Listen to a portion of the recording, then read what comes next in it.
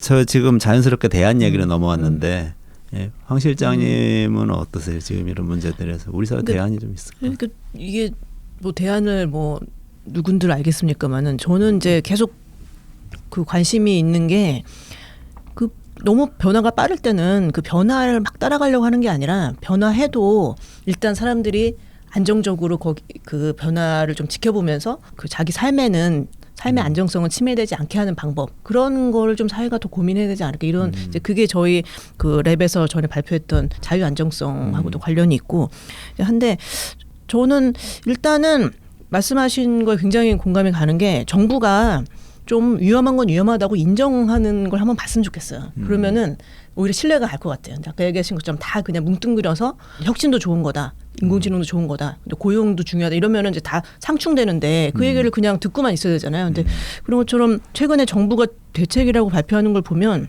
제조업 르네상스라는 말 굉장히 많이 하는데 그게 무슨 말인지 알고 하는 건지 뭐 그런 생각이 들 때가 있어요. 근데 그게 사실은 이제 제조업이 이제 생산하고 연구하고 이렇게 분리돼서 되는 게 아니라 이제 거의 융합된다는 얘기잖아요. 그 첨단 기술을 적용해서 이제 굉장히 고부가가치 산업으로 간다는 건데 그렇게 하는 게 경쟁력을 이제 어쨌든 정부는 고민해야 되니까 그런 쪽 지원하고 연구개발 투자하고 중요한데 그 제조업 르네상스를 마치 고용 대책인 것처럼 발표할 때가 있어요. 제조업 고용 문제가 심각하니 제조업 르네상스 해야 된다. 마치 옛날처럼 그런 대공장을 다시 불러들인다는 것처럼 그렇게 쓰고 또 그 언론에도 그렇게 써요. 그렇게 생각하는 사람도 많아요. 그 실제 독자들 중에서는 그렇죠. 뭐 다시 옛날처럼 공장이 몇만 명짜리 무슨 공장이 뭐 지역마다 생겨나는 것처럼 근데 사실 그럴 수가 없고 있는 공장이 빠져나가는 것도 막지 못하는데 어떻게 몇만 명짜리를 불러들일 건지 지금 광주형 일자리가 그거 해보려고 몇 년째 하고 있는데 지금 사실 정확하게 나타나지가 않잖아요. 어떤 건지 이제 그런 상황에서 마치 될 것처럼 정부가 인센티브 좀 주면 될 것처럼 이렇게 가려놓은 상태에서 사람들이 이제 이런 변화의 현상 미국은 이렇게 되고 있고 뭐 독일에서도 공장이 빠져나가고 뭐 이런 걸 보면은 불안한 거죠. 아무도 책임져주지 않는 것 같은. 그런데 거기다가 이 현상을 자세히 보면은 좀 아까 그 우리가 처음 20대들의 취업 얘기를 시작을 했잖아요. 근데 이 지방에서의 상태는 더 심각해요. 심각하죠. 지방 네. 대학생들. 근데 제가 이제 그 경남에서 청년 유니온하고 이제 그 연구자들이 경남에서 제조업에서 일하고 있는 청년들을 설문조사도 하고 그 질적조사도 했는데 그 내용이 좀 충격적이에요. 그러니까 뭐냐면은 경남의 제조업에서 일하고 있는 청년들이 이미 이제 그런 좋은 일자리 같은 뭐 300인 이상 대기업이라든지 뭐 고임금 일자리에서 일하는 사람은 거의 별로 찾아볼 수가 없고 대부분 다 영세한 기업에서 일을 하고 있는데 이제 몇 차 벤더들에서 일을 하고 있는 거죠. 근데 그 청년들한테 왜 이 일을 하고 있느냐고 물어봤어요. 그랬더니 그 이제 질적 연구로 나온 이야기를 이제 좀 러프하게 요약을 하면은 집안 사정이 가난해서인 거예요. 답이. 그러니까 이 일자리가 좋은 일자리라서가 아니라 나한테 조금만 여유가 있었으면 이 지역을 떠나서 내 친구들처럼 기회를 찾아갔을 텐데 나는 서울 가서 뭐 공무원 시험도 준비하고 뭐 아니면 대도시 텐데. 다른 대도시라도 갔을 텐데 나는 부모님 사정도 안 좋고 사정이 안 좋아서 너무 여유가 없고 당장 생활비가 필요해서 이 일을 하고 있다. 이런 응답이 가장 많이 나온 거예요. 그러니까 저는 정책 경제정대들이 인공지능 두려워할까 싶어요. 거꾸로 보죠. 독일의 중산층이나 프랑스의 중산층이 세상이 변하기를 원할까요? 그들은 인공지능 그들도 별로 탐탁지 않을 거예요. 그렇죠. 지금이 원더풀하고 가장 인류 역사상 자기네 프랑스 역사상 독일 역사상 중산층이 이렇게 행복했던 적이 없었어요. 근데 지금 중산층이 몰락할까 봐 지금 자기네들도 두려운 거죠. 글로벌 엘리트들인데 이미 네. 그렇잖아요.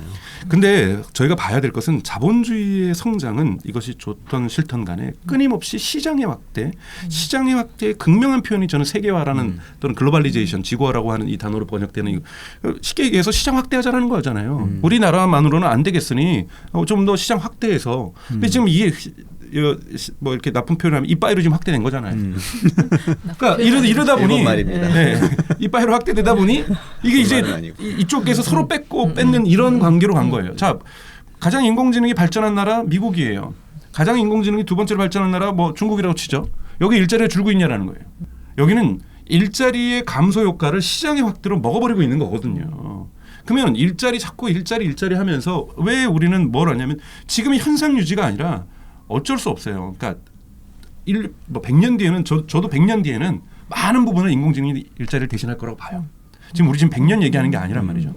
이걸 가기 위한 하나하나의 스텝들을 이야기하고 있는 단계라면 이 스텝들에서 하나 반드시 들어가야 될 것은 시장 경쟁력을 어떻게 확대할 것인가. 근데 이것이 자본 편들어준 것이 아니라 노동과 자본을 공히 새로운 저스티스의 문제로 정의의 문제로 해주면서 어떻게 노동에게 혜택을 더 줄 것이고 자본에게 지나치게 많이 가더니 쏠렸던 근데 그것이 산업 경쟁력을 어떻게 만들어줄 것이고 어떻게 이것이 기술의 진화와 함께 갈 것인지에 대한 새로운 패러다임에 대한 고민들이 있어야 돼요. 그래서 뭐 일부에서 나오는 것이 포용적 성장이다 뭐 이런 얘기들을 뭐 하고 있는데 그것이 뭐 맞고 틀린 걸 떠나서 이런 고민들이 필요하다라는 거죠. 근데 그냥 포용적인 성장을 복지 정책으로 말할 것이 아니라 복지 정책을 하지만 경제학에서도 가르치는 것도 그렇고 경제 내용은 다 자본 위주란 말이에요. 네? 노동에 대해서 어떻게 우리가 촉진할 것인가. 그리고 이 노동에 대한 촉진을 일자리로만 한정하는 것이 아니라 업무, 태스크의 확장, 태스크의 어떤 질적인 변화들 그리고 이 태스크의 변화에 맞춰서 교육의 변화들도 어떻게 같이 발맞춰 나갈 것인가. 일자리 교육만은 교육의 중요한 목적은 아니겠지만 이런 부분들을 전체적으로 사고하면서 섹트별로 산업 섹트별로도 생각을 해줘야 될 거거든요. 앞으로 조선업은 아무리 하면 뭐예요. 해외 플랜트 조선하면은 대부분 설계는 영국에다 맡기고 부가가치가 되게 떨어지잖아요. 그럼 이 부가가치 어떻게 높일 건지 다시 고민해봐야 될 거 아니에요. 우리도 뭐 다른 배를 만들든지 유람선을 만들든지. 그러니까 산업정책의 영역. 네, 그러니까 산업정책의 영역에서도 이제는 그 철학이 들어가야 된다는 거예요. 어떻게 태스크를 확장시킬 것이고 태스크 여기에서는 인공지능을 어떻게 투여할 것이고 기술 진보는 어떻게 할 것이고 그러니까 강 박사님이 말씀하시는 노동을 신경 써야 된다는 거는 태스크를 어떻게 만들어낼 것인가를 그러니까 어떻게 거기에서 얘기하시는 거죠. 그러니까 임금을 어떻게 확장시킬 것인가. 그리고 임금이 많이 나오면 이것에 맞게끔 복지 정책을 어떻게 강화할 것인가가 저는 일관성이 있어야 되는 건데 자꾸 이게 뭐냐면 디테일에 들어갈 때는 이 기술진화는 블랙박스. 이건 블랙박스. 자꾸 블랙박스가 우리의 거대 담론에만 있는 것이 아니라 구체적인 산업 정책에 들어가도 자꾸 블랙박스가 있다라는 거예요.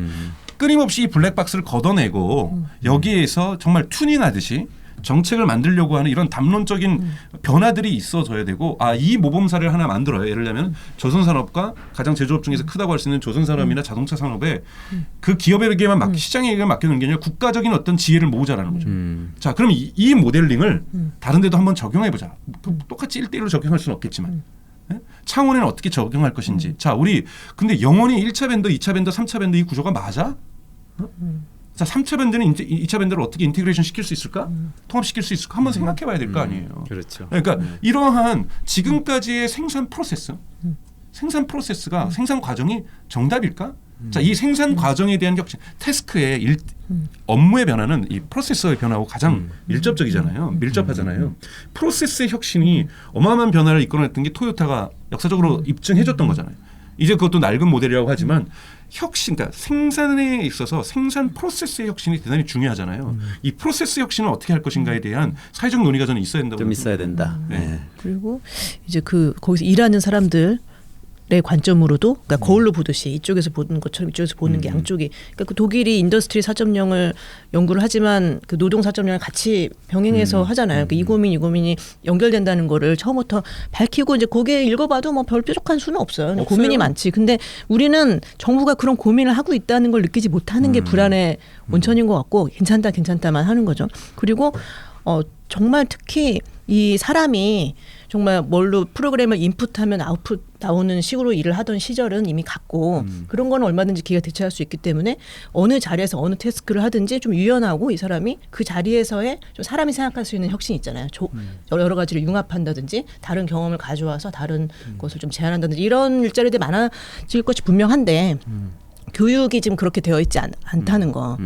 계속 이제 정말 사지선다형으로 하는 답답한데도 아직도 그렇게 하고 있잖아요. 지금 정시냐 수시냐 이런 얘기만 하고 있는데 그런 거에 대한 긴 플랜을 가지고 서로 교육과 산업과 노동과 이게 다 연결되어 있다는 것을 좀 그런 고민을 좀 구체적으로 해야 될 것 같아요. 인정하면서. 그러니까 정말 답도 없죠. 교육이라는 거는 사람들이 일부에서는 망해봐야 바뀔 수 있다라고까지도 얘기할 정도로 뭐 출구를 못 찾고 있는 것 같아요. 그만큼 출구를 못 찾고 있다는 건 이해 집단이 첨예하게 관련돼 있고 대입되는 거죠. 예를 들자면 우리 정부도 공약으로 뭐 보수 정부든 뭐 민주당 정부든 다 얘기했던 것이 뭐 오픈 에듀케이션 리소스 하자. 뭐 공약엔 다 들어 있었어요.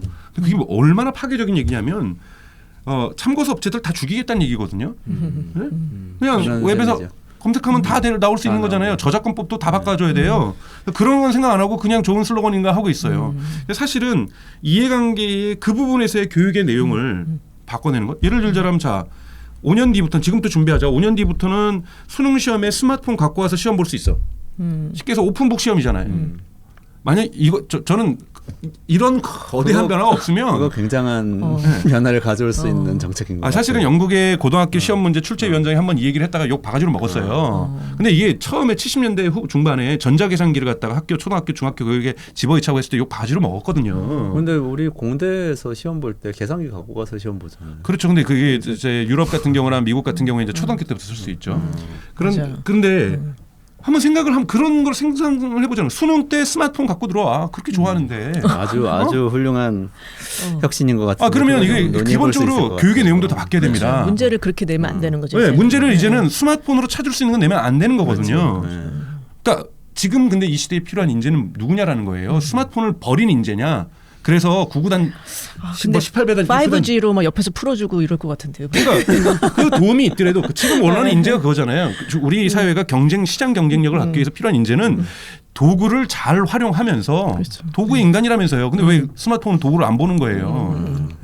좋아요. 그 교육 얘기 시작하면 보통 한 2시간 또 가니까 네. 따로 한번 자리 마련해야 될 것 같아요. 네. 그래서 너무 재밌네요. 교육 얘기 시작하는 데까지 일단 하고 네, 이제 네. 대안을 그러니까 저는 이런 정리를 해야 될것 상상력, 같아요. 재미있는 네. 상상을 해야 된다라는 거죠. 그래서 뭐 사실 랩 2050이 가장 잘하고 있는 것이 이런 상상으로부터 모티브로부터 변화의 것들을 찾으려고 하는 거 저는 되게 맞습니다. 중요하다고 네. 보거든요.